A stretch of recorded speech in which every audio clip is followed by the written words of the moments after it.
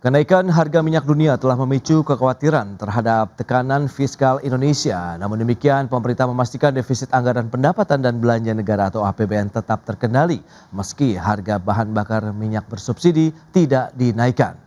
Menteri Keuangan Purbaya Yudi Sadewa mengatakan skenario fiskal telah disusun dengan asumsi harga minyak global mencapai $100 Amerika Serikat per barrel hingga akhir tahun.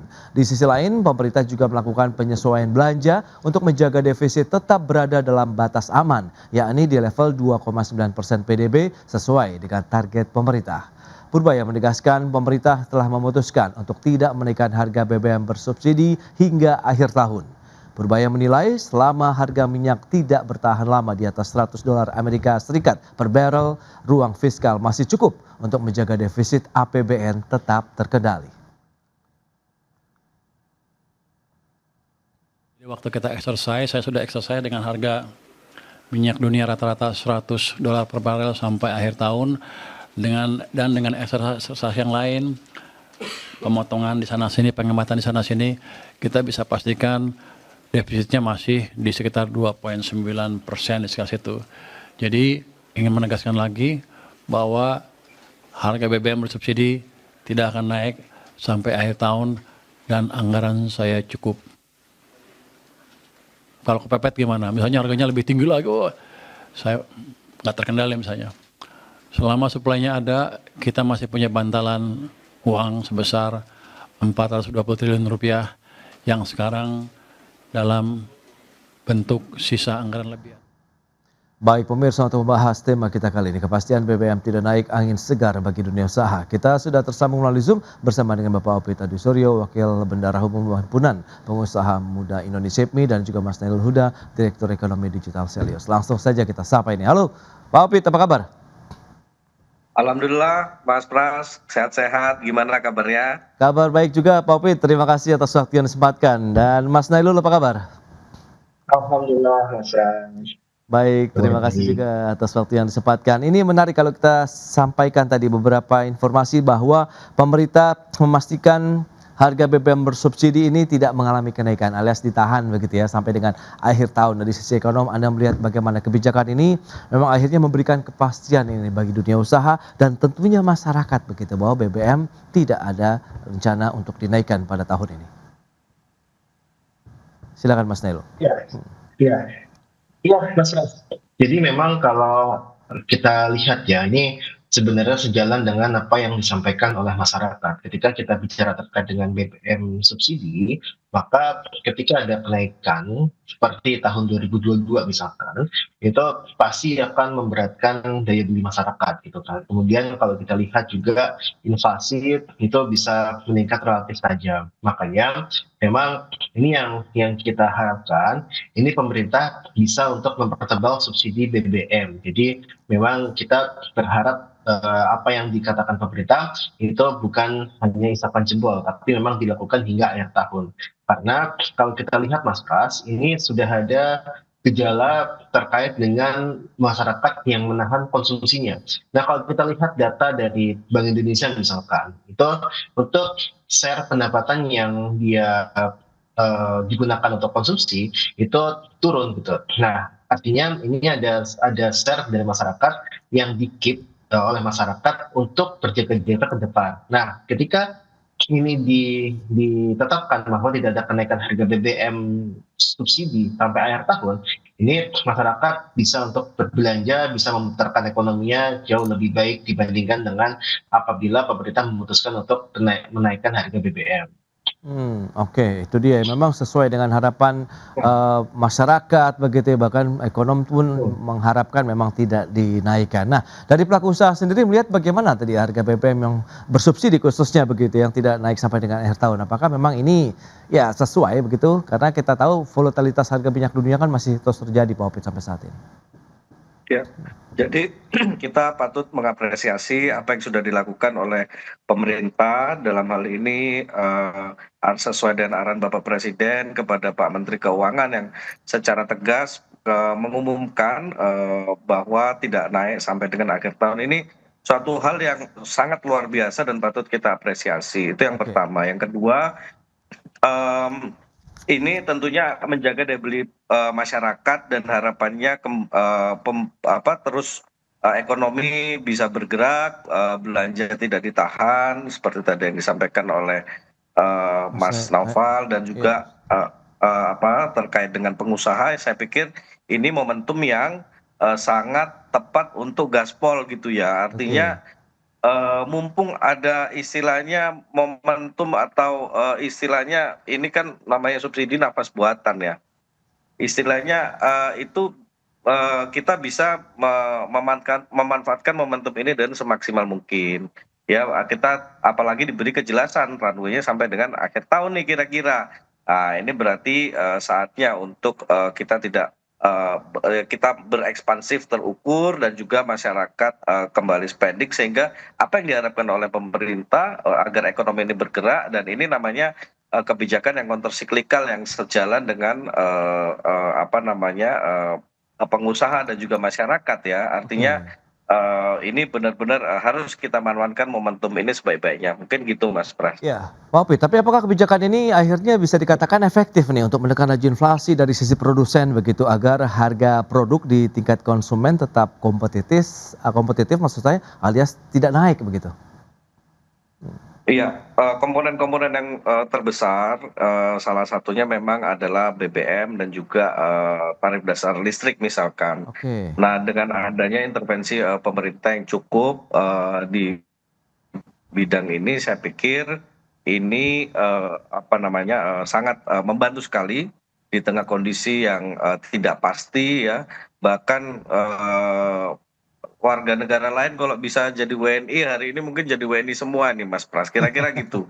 Kalau melihat kita kondisi di luar negeri ya, Oke. artinya ini sebuah hal yang kita supaya tidak terlalu terdampak inflasi ya, cuman kita juga perlu mengingatkan bahwa untuk supaya sustainable dan berkelanjutan ini tentunya memang ada batas waktu dan tapi kami juga memahami bahwa di sisi lain pasti ada upside ya. Ini downside-nya memang pemerintah kasih subsidi, tapi upside-nya juga kita lihat kita penghasil komoditi harganya naik, Oke. pemerintah juga dapat extra income kira-kira gitu Mas. Mas Nah, Pras. Mas Ya. Nailul, Anda melihat bagaimana dengan kondisi tadi yang sudah disampaikan begitu? Kalau memang ini menjadi pilihan pemerintah, tapi di satu sisi kita tahu juga pemerintah kan sudah memberikan beberapa insentif, subsidi lainnya begitu ya, selain untuk BBM untuk bisa menjaga daya beli masyarakat. Bagaimana Anda melihat ya fiskal kita meskipun tadi Pak Purbaya menyatakan masih aman kok sampai dengan akhir tahun? Iya, iya.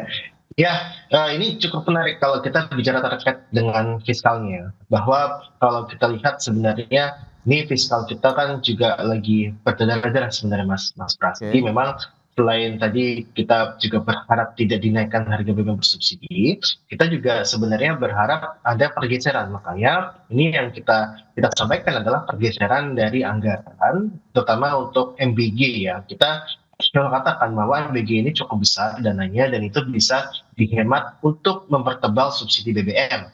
Nah, kalau kita lihat itu adalah opsi yang memang harusnya diambil oleh pemerintah. Karena kalau kita lihat Mas Pras, ini eh, kalau kita hitung-hitungan saja, Pak Purbaya juga sudah menghitung sebenarnya ketika harga harga minyak mentah global itu meningkat hingga lebih dari 100 USD per barel, itu defisit dari anggaran kita membengkak gitu kan. Nah, ini yang kalau kita lihat sebenarnya di angka kan kita ada kan batas defisit itu 3% dari GDP gitu kan. Nah, kita hitung itu hanya ada di angka 98 USD per barel. Itu mentoknya di situ. Nah, tapi ini sekarang udah di atas 100 USD per barel yang nampaknya ini bisa membuat defisit anggaran kita membengkak. Nah, bagaimana untuk memperingan ataupun memperkecil defisit tersebut itu tentu melakukan relokasi anggaran. Nah, relokasi anggaran ini salah satu yang kita dorong itu dari sisi anggaran buat MBG. Baik, itu dia beberapa poin yang sudah disampaikan bahwa memang ada pergeseran atau mungkin realokasi anggaran yang bisa dimanfaatkan untuk mempertebal tadi yang diharapkan lagi subsidi BBM kita. Kita lihat bagaimana dengan langkah-langkah yang perlu disiapkan juga oleh pelaku usaha ke depan. Di segmen berikutnya kita akan bahas lebih jauh, Pak Opik dan juga Mas Nailul. Kita akan jeda dulu sebentar ya. Dan pemirsa tetaplah bersama kami. Ya, terima kasih Anda masih bergabung bersama kami dalam Market Review pemirsa, dan berikut ini kami akan sampaikan sejumlah data. Kita akan cermati bersama seperti apa sih harga bahan bakar minyak dari Pertamina ya per April 2026 ini. Seperti yang bisa Anda saksikan di layar televisi Anda, ada Pertamina Dex di harga Rp14.500, kemudian Dex Lite Rp14.200, Pertamax Turbo Rp13.100, kemudian Pertamax Green Rp12.900 dan Pertamax Rp12.300, Pertalite Rp10.000 dan Biosolar subsidi Rp6.800. Itu dia harga BBM di Indonesia. Berikutnya kita akan lihat dari sisi realisasi kebutuhan BBM di Indonesia. Dari tahun 2020 sampai dengan 2025 ini tren penggunaannya terus bertambah. Ya, kita tahu juga karena bagaimana juga konsumsi BBM di masyarakat juga bertambah seiring dengan bertambahnya juga ya jumlah kendaraan bermotor di Indonesia. Meskipun kita tahu juga EV juga sudah mulai mendapatkan tempat di masyarakat ataupun konsumen otomotif Indonesia. Terakhir di tahun 2025 84,58 juta kiloliter untuk realisasi kebutuhan BBM di Indonesia. Itu dia beberapa data yang sudah kita sampaikan. Kita lanjutkan kembali perbincangan bersama dengan Mas Nailul Huda dan juga Pak Opit. Ya, itu dia. Dengan beberapa informasi tadi yang sudah disampaikan, kemudian ada kepastian bahwa harga BBM bersubsidi tidak mengalami kenaikan, karena ini yang memang yang paling sensitif lah bisa dikatakan begitu ya terhadap daya beli, kemampuan konsumsi masyarakat. Pak Opit, Anda melihat bagaimana setelah ada kepastian ini? Ya, ini akhirnya menjadi angin segar begitu bagi dunia usaha untuk menatap tahun 2026 ini dalam merencanakan mungkin bisnis kah atau ekspansi bisnis begitu Pak Opit? Iya, luar biasa. Jadi Mas Pras, ini ibarat kata pemerintah memberikan kita kesempatan untuk bersiap-siap. Oke. Ada grace period untuk kita bisa mempersiapkan diri untuk kondisi yang for the worst, for the better gitu. Jadi Oke. tentunya ini nggak lepas juga dari pemikiran Presiden kita Pak Prabowo, kemudian Pak Menteri SDM, Pak Bahlil Lahadalia yang juga beliau punya background pengusaha yang sangat paham. Pengusaha ini yang butuh adalah kepastian. Ketika ada kepastian, pengusaha bisa menghitung dan memperkirakan. Ini berbeda sekali tentunya dengan negara-negara lain yang mendadak sekali harus menanggung burden yang sebegitu besar. Itu saya nggak bisa membayangkan, dan mungkin ini adalah momen-momen yang terbaik yang kita punya ya. Kita pernah mengalami hal seperti ini tidak satu kali, dua kali, udah beberapa kali.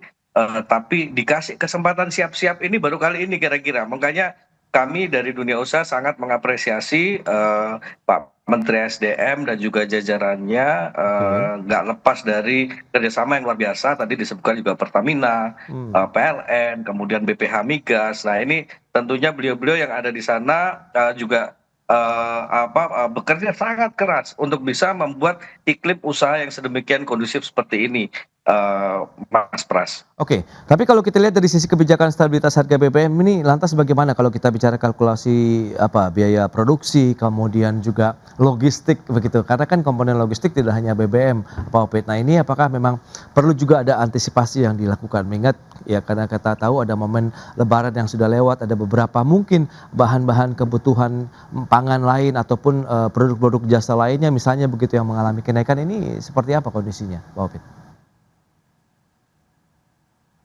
Jadi kami melihat sejak awal Pak Presiden Prabowo sudah mengantisipasi ya dengan adanya program B50 dan seterusnya.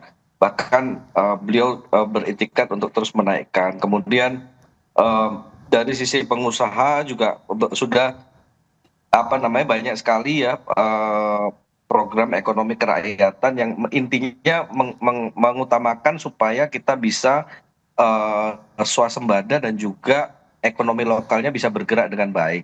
Nah, ini yang kita harapkan sebagai sebagai pengusaha mampu untuk mengambil peluang-peluang yang ada dengan sebaik-baiknya sehingga ekonomi lokal ini lepas daripada kondisi global yang sangat tidak pasti itu, setidaknya ekonomi lokal kita tetap bisa bergerak dan bertahan dan bertumbuh begitu. Nah, untuk inflasi tentunya sementara harusnya dapat diredam, dan saya percaya nanti data inflasi yang dirilis juga akan terjaga, gitu ya. Meskipun memang ada beberapa bahan-bahan baku impor, yang tentunya karena itu impor, tapi itu bahan baku industri, itu akan mengalami kenaikan dan itu variabelnya juga saya pikir cukup lumayan. Nah, tapi dengan adanya inisiatif-inisiatif, saya percaya kita sedang bergerak ke arah yang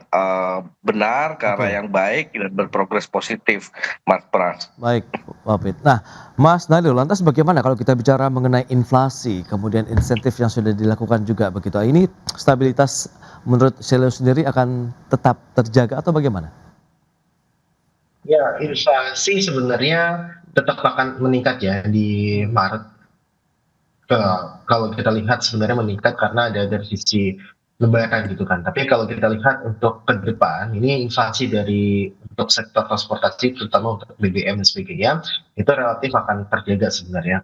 Nah, oke. memang ini adalah salah satu keuntungan ketika kita tidak menaikkan harga BBM bersubsidi. Hmm, Nah, tapi kita harus juga jaga juga sebenarnya dari sisi BBM non subsidi sebenarnya Mas Bas. Ini oke. juga kita juga sebenarnya bertanya-tanya juga ketika pemerintah untuk tidak memutuskan untuk tidak menaikkan BBM yang non subsidi, ini tentu akan meningkatkan lagi dari sisi kompensasi ke Pertamina. Nah, kita lihat ini kompensasinya seperti apa. Jangan sampai ketika memang ditahan yang BBM non subsidinya, ini menimbulkan konsekuensi kepada kinerja Pertamina yang memburuk ataupun juga kompensasinya akan meningkat gitu. Nah, ini yang sebenarnya jadi pertanyaan publik juga gitu kan, bahwa ini pemerintah serius nih untuk menahan BBM non subsidinya ya harganya Oke. ya. Nah, karena di situ tadi juga sebenarnya Mas Pras juga jelaskan di chat itu bahwa untuk yang BBM non subsidi itu tidak dia kenaikan harga per April gitu kan.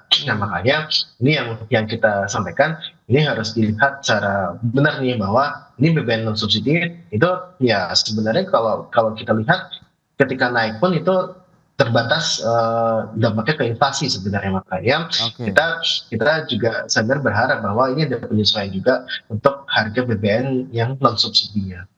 Baik, Mas Nailul. Tapi kita lihat juga jika harga BBM tetap ditahan, namun harga komoditas lain naik begitu. Karena kan tadi biaya logistik global juga tengah mengalami Ya, peningkatan ya ya. akibat perang berkepanjangan. Kita akan bahas lebih jauh lagi di segmen berikutnya. Kita akan jeda kembali sebentar Mas Nailul dan juga Pak Opit dan pemirsa. Kami akan segera kembali usai jeda berikut ini.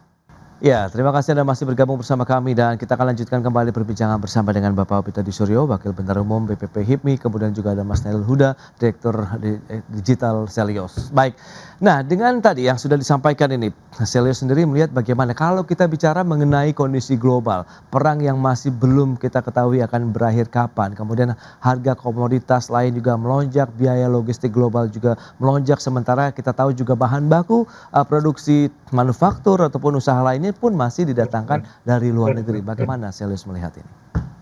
Ya, ya Mas Pras, kita sebenarnya kemarin juga sudah menganalisis ya terkait dengan beberapa data yang kita dapatkan menunjukkan pelemahan dari sisi pergerakan kapal kapal ekspedisi dan sebagainya yang itu melewati Selat Hormuz ini sangat turun tajam sekali. Kemudian kita juga menyoroti terkait dengan ketersediaan untuk bahan baku terutama untuk pertanian yaitu untuk pupuk Mas Pras. Nah, Oke, kita kita melihat harga untuk kontrak pupuk ya itu sudah meningkat relatif tajam, walaupun sebenarnya kita juga diuntungkan juga karena ada beberapa kita sudah memproduksi pupuk Korea ya, tapi satu sisi untuk bahan bakunya itu juga diimpor dari luar, termasuk juga ada impor gas dari Timur Tengah. Makanya ini pasti akan berakibat kepada komoditas-komoditas pertanian yang memang ini bisa meningkat harganya. Nah, terutama kalau kita lihat sebenarnya untuk pupuk-pupuk yang dihasilkan dari bahan baku yang diimpor dari Arab Saudi itu digunakan untuk pertanian jagung, beras dan sebagainya. Nah, ini pasti akan terjadi kenaikan dari sisi inflasi atau bisa kita sebut sebagai imported inflation. Nah, yang kedua itu adalah terkait dengan pergerakan ekonomi global. Nah, ekonomi global ini kalau kita lihat dengan pergerakan di Selat Hormuz yang berkurang tajam, terus kemudian kita juga melihat dari beberapa indikator ya perdagangan global yang juga melemah, ini yang bisa menyebabkan perekonomian global maupun juga pertumbuhan nasional itu juga akan terjadi perlambatan. Makanya ini pasti akan mengarahnya ke sana gitu. Nah, ini Oke. yang kita antisipasi dengan cara apa? Penguatan dari sisi domestiknya. Makanya ini kita harapkan, dan kita kemarin juga mengusulkan bahwa ini tidak boleh ada kenaikan harga BBM bersubsidi untuk menjaga pertumbuhan ekonomi yang ditopang dari dalam negeri. Oke, itu dia penguatan ekonomi domestik yang menjadi game changer untuk menghadapi tekanan global. Nah, HIPMI sendiri melihat bagaimana tadi?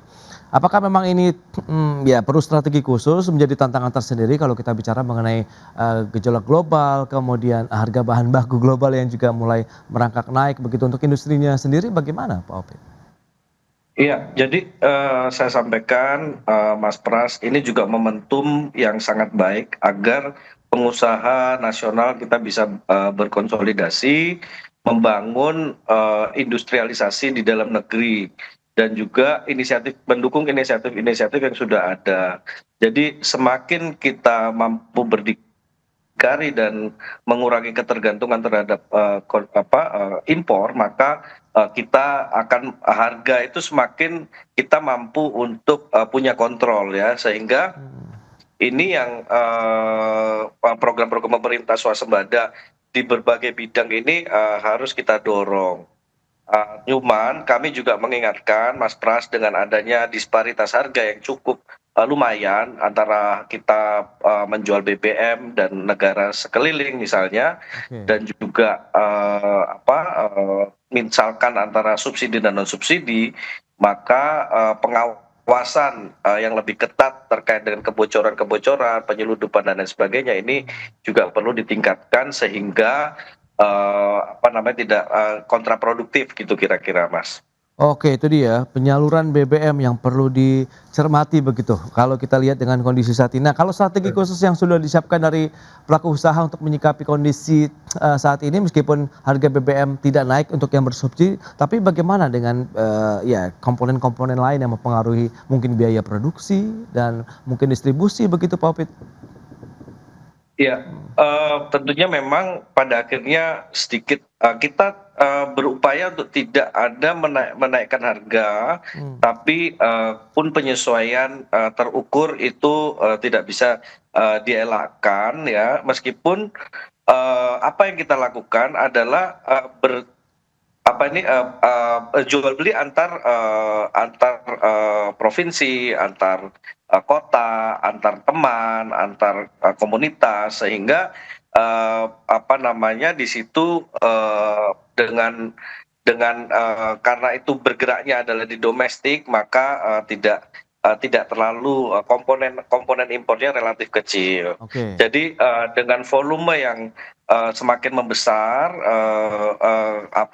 pergerakan ekonomi dalam negeri ini semakin membesar, maka harga-harga itu semakin terkontrol. Jadi kami juga menghimbau kepada di asosiasi maupun juga di kepengurusan untuk jual beli antar teman, kira-kira gitu Mas Pras. Jadi HIPMI sendiri juga kita menghimbau untuk penggunaan energi yang efisien, Oke. yang ada juga tetap sense of crisis, kita lakukan penghematan di sisi-sisi yang bisa dilakukan gitu Mas. Baik, itu dia efisiensi energi. Terakhir, Selius melihat bagaimana langkah ke depan juga yang perlu dilakukan bersama-sama nih. Jadi tidak hanya pemerintah, dunia usaha, tapi seluruh komponen di negeri ini begitu untuk bicara mengenai efisiensi energi misalnya.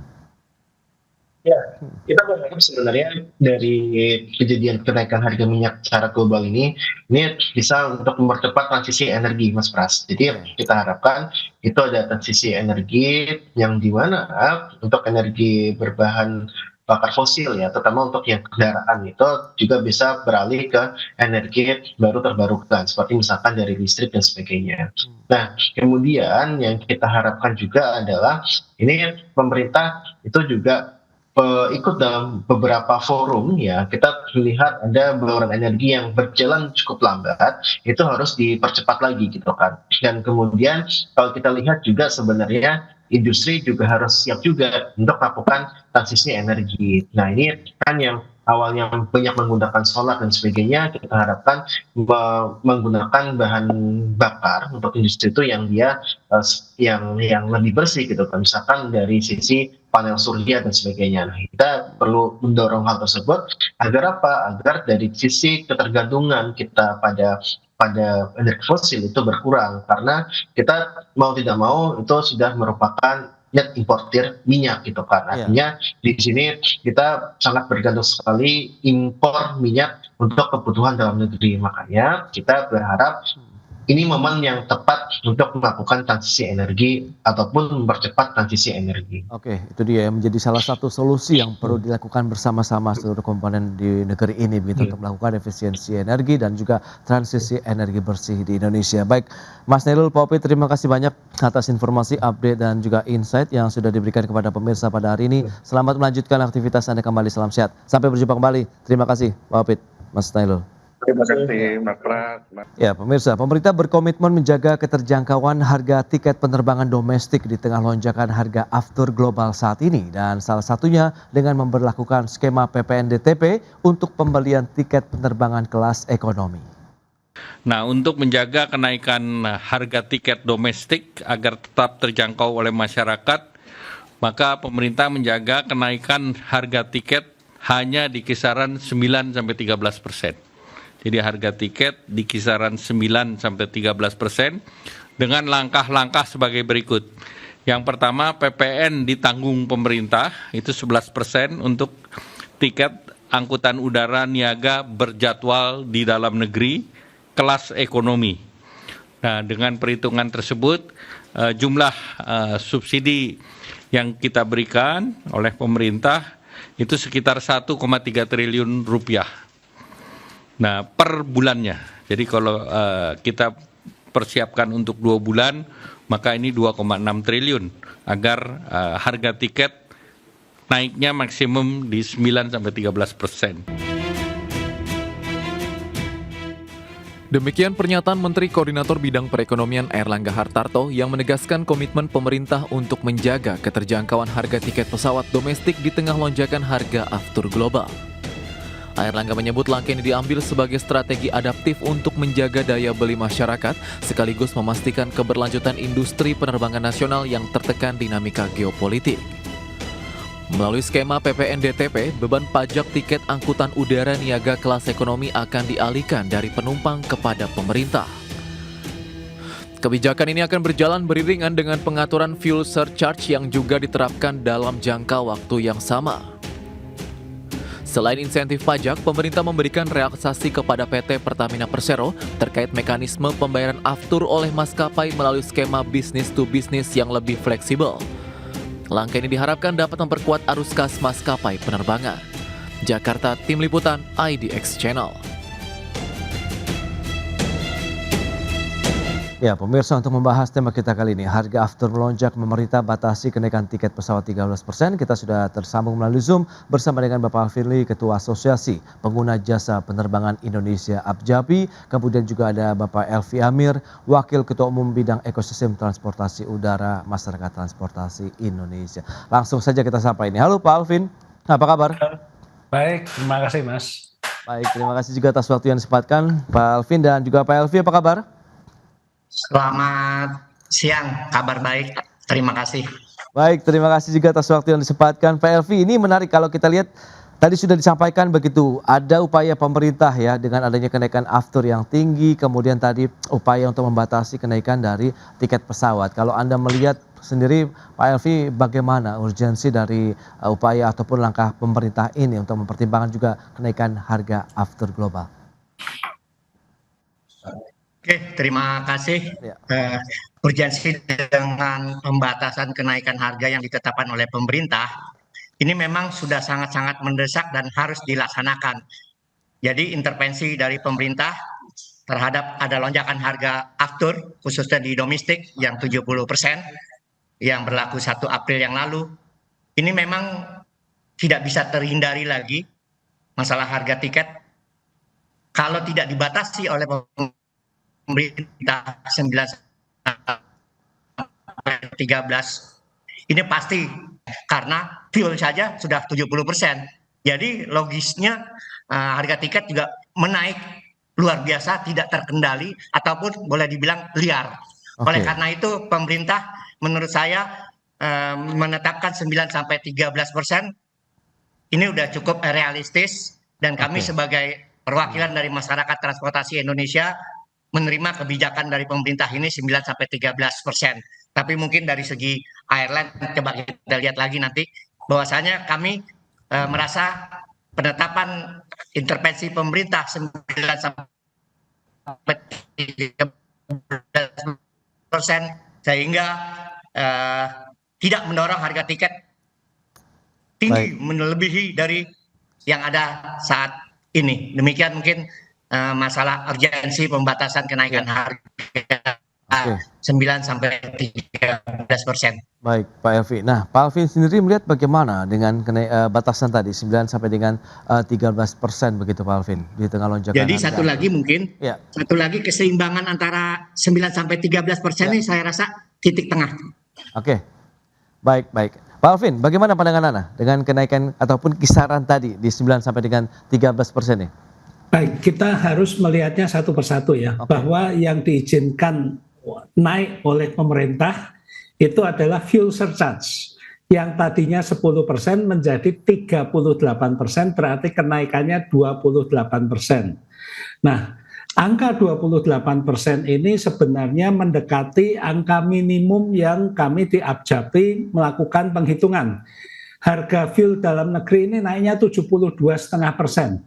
Sedangkan komponen fuel untuk operasi maskapai penerbangan ini kontribusinya sekitar 30-40%, sehingga penghitungan kami biaya operasi maskapai penerbangan ini naik dari antara 25-35%. Ini belum menghitung juga nilai tukar rupiah yang semakin melemah terhadap dolar, sehingga penghitungan kami lebih ke 35% sebetulnya biaya operasi itu naik.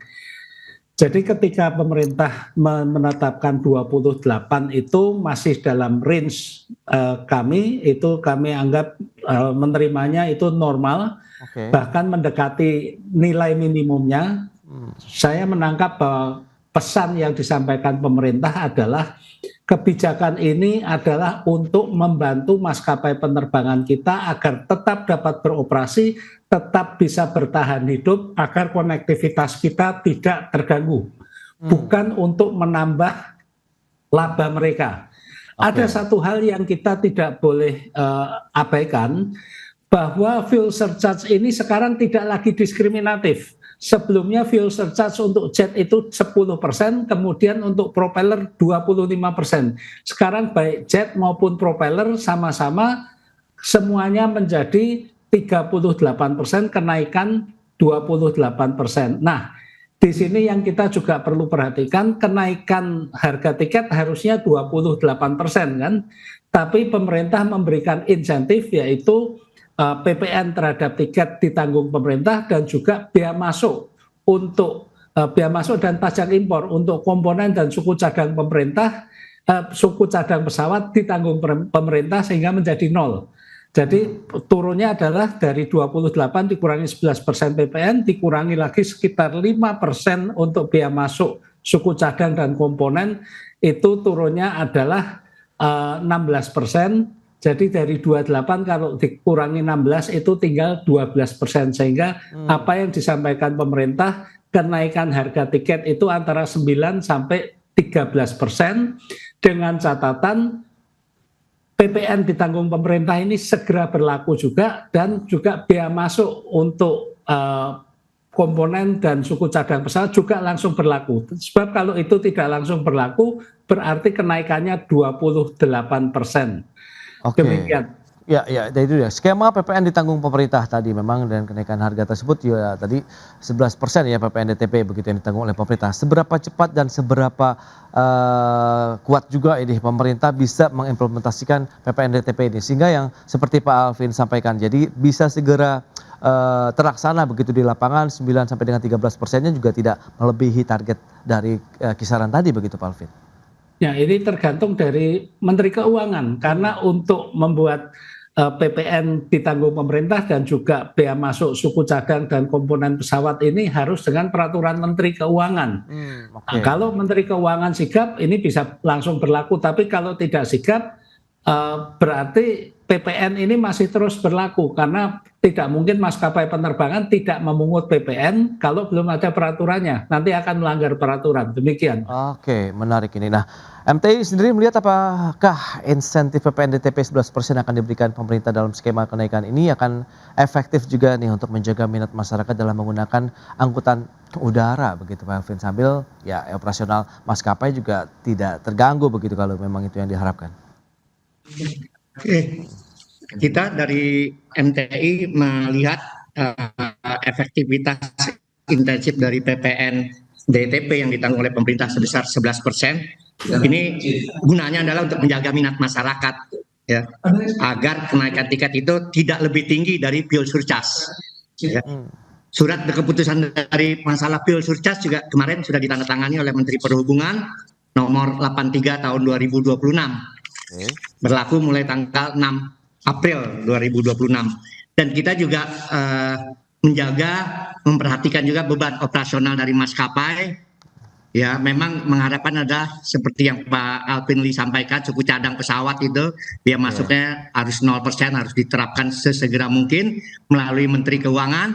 Juga kita juga perlu ketahui biaya perawatan dari pesawat itu semuanya walaupun itu masuk free, belinya semua pakai kursnya US dollar.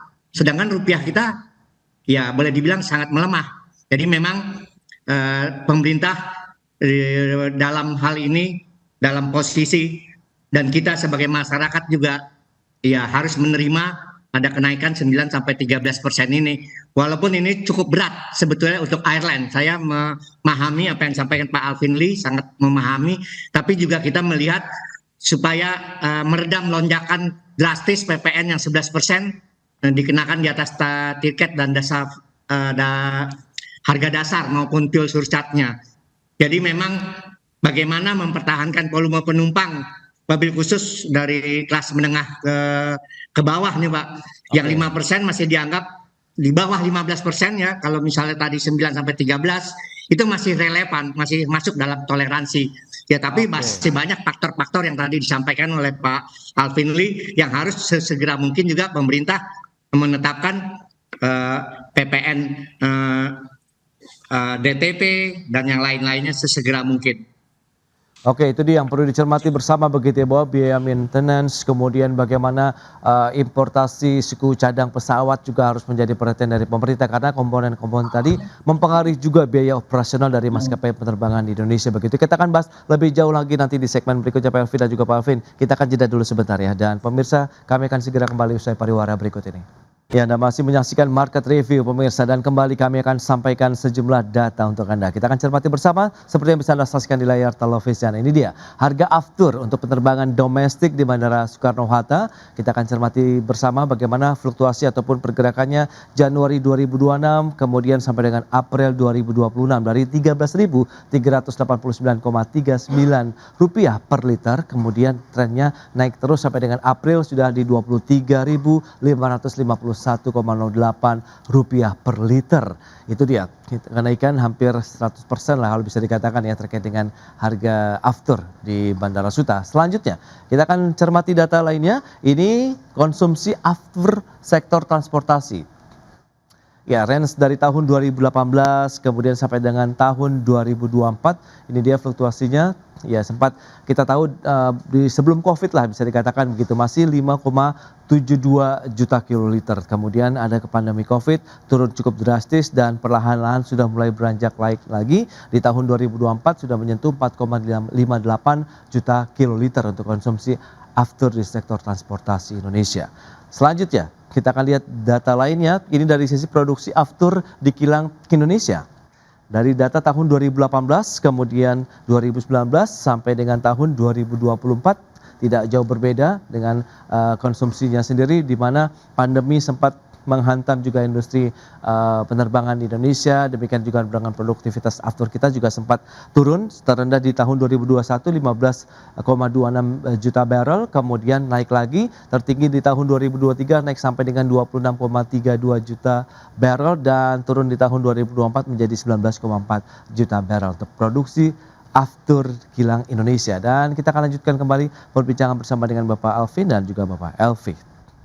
Ya, dengan beberapa informasi tadi yang sudah disampaikan, nah ini menarik begitu. Lantas seberapa kuat Pak Alvin Anda melihat bahwa industri penerbangan nasional kita juga masih bisa bertahan ya di tengah kenaikan harga aftur meskipun ada kebijakan dari pemerintah tadi untuk bisa ada PPNDTP di sana, kemudian kebijakan-kebijakan di sektor transportasi lainnya begitu Pak Alvin.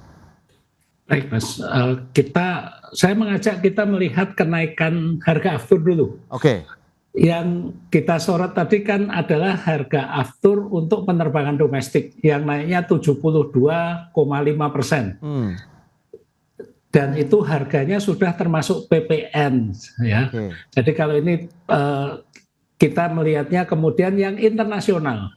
Yang internasional itu naiknya 80%. Okay. Dan itu juga tidak dikenakan PPN. Jadi secara nyata sebenarnya kebijakan pemerintah sudah mencoba menekan kenaikan harga aftur domestik.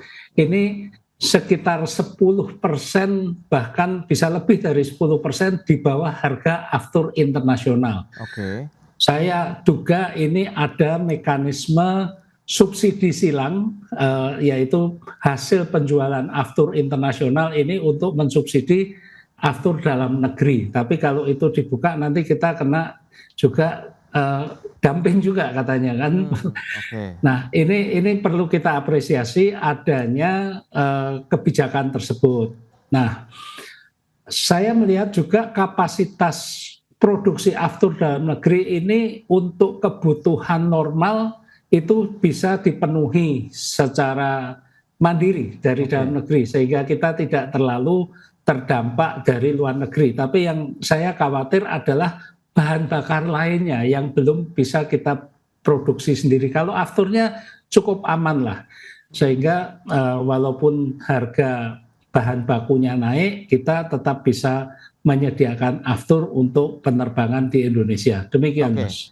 Baik, nah MTI sendiri melihat bagaimana dengan sisi pengawasannya begitu, bahwa 9 sampai dengan 13% ini akan dipatuhi, kemudian adakah hal-hal lain juga yang perlu dicermati pada saat nanti implementasinya di lapangan begitu Pak Elvi? Oke, terima kasih. Tentang pengawasan pelaksanaan masalah tarif, fuel surcharge, dan seluruh-seluruhnya yang lain, memang ini tantangan pengawasan yang ada di lapangan. Jadi kita melihat kompleksitas harga yang sangat-sangat dinamis, ya. Terus biaya layanan tambahan-tambahan, harga tiket fare-nya. Kita juga melihat biaya-biaya yang lain, juga keterbatasan SDM-nya dari pengawasan di lapangan. Ini memang sangat-sangat perlu ditingkatkan lagi.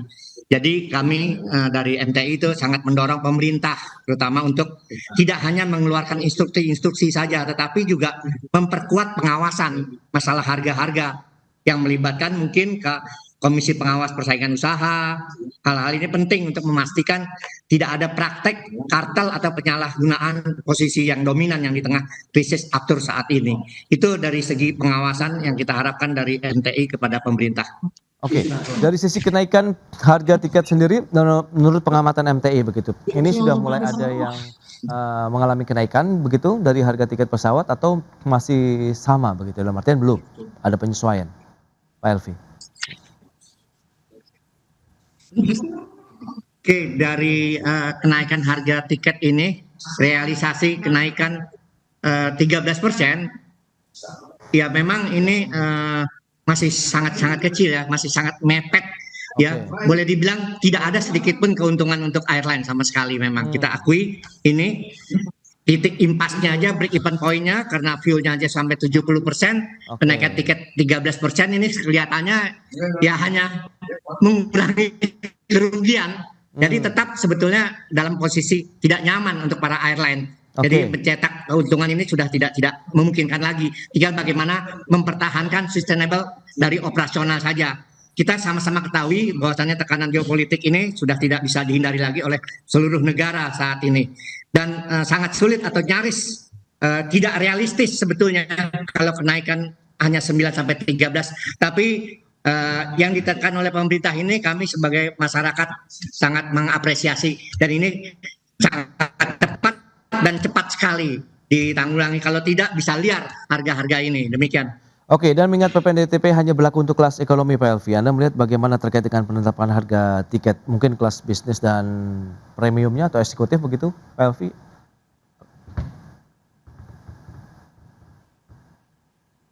Ya, halo? Oke, kalau masalah tentang dalam negeri saja, Ya. Bagaimana dengan yang luar negeri? Ya, memang kelihatan kita seperti yang tadi disampaikan ada subsidi silang. Jadi yang dalam negeri yang kita bantu saat ini sementara, yang luar negeri masih belum. Jadi memang ini terus terang belum sebagai penyembuh permanen, masih dalam masih sedikit nyeri-nyeri, pereda nyeri saja ini tarif dinaikkan sekian. Jadi memang kalau menguntungkan maskapai LCC agak sedikit lumayan, ya agak bernapas lega. Tapi kalau yang luar negeri memang ini adalah pukulannya sangat berat karena memang masih belum diperhatikan oleh pemerintah, mungkin bertahap. Jadi PPN DTP yang 11% ini sebetulnya hanya menyelamatkan paksa pasar saja, belum menyelamatkan biaya. Oke. Jadi biaya masih tidak bisa menurunkan harga aftur. Nah ini yang menjadi problema kita.